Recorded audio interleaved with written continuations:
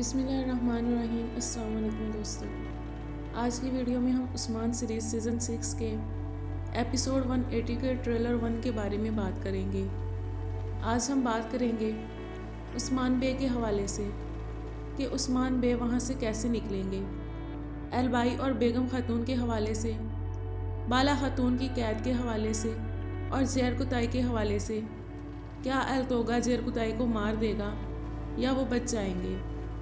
तो वीडियो को एंड तक लाजमी देखिएगा और चैनल को सब्सक्राइब करना मत भूलिएगा। नाज़रीन, पिछली किस्त के हवाले से बात करें तो हर चीज़ में हलीमा का किरदार काफ़ी रहा। एक दफ़ा तो जब हलीमा ने सोफिया को उस्मान बे की खुफिया इंफॉर्मेशन दी तो ये किरदार काफ़ी बुरा लगा।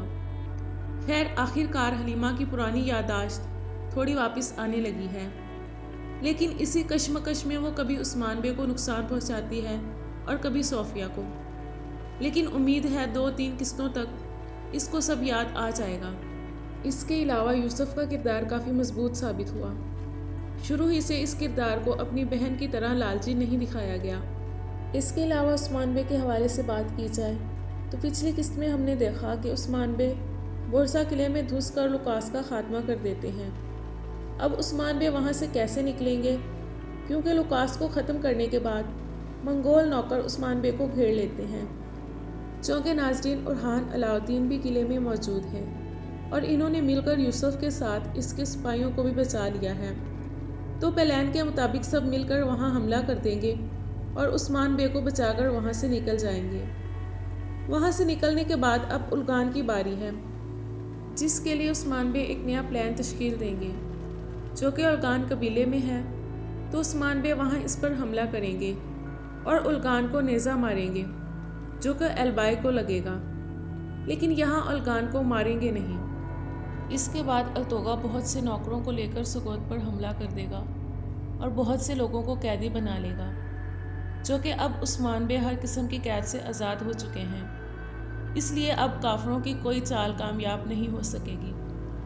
जिसके बाद उस्मान बे सुगोत पर हमला करके सुगोत वापस लेंगे और साथ ही उल्गान ने जो किले ईसाइयों को दिए, उस्मान बे अपने बहादुरों के साथ मिलकर इन किलों की ईंट से ईंट बजा देंगे और सब वापस ले लेंगे।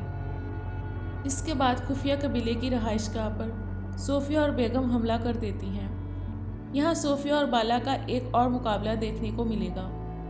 सोफिया को मात होने ही वाली होती है कि सोफिया हलीमा को अपनी ढाल बनाकर बाला को कैदी बना लेती है और कबीले ले आती है और वहाँ पर कैद कर लेती है ताकि इसके ज़रिए उस्मान बे को पकड़ा जा सके।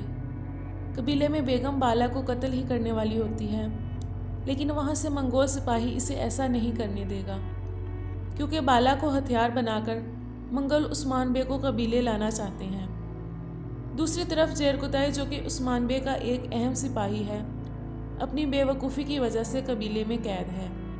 गुस्से में आकर अलतोगा इसे मारने की कोशिश करेगा, लेकिन भाई होने के नाते वो खंजर साइड पर ही मारेगा, जिससे ज़ेर कुताई की मौत नहीं होगी, जो कि एक तरफ बाला और दूसरी तरफ ज़ेर कुताई और गाजी मंगोलों की कैद में है। तो ये सब कैसे रहा होंगे?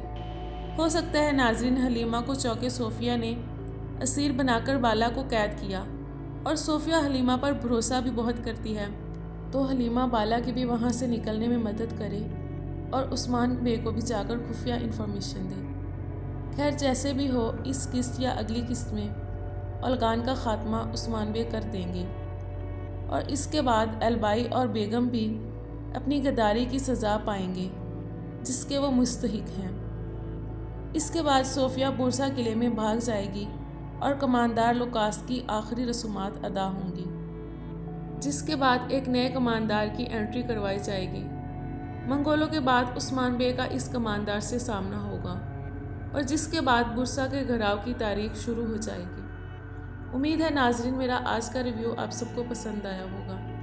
ऐसी मज़ीद वीडियोस के लिए चैनल को सब्सक्राइब करना मत भूलिए।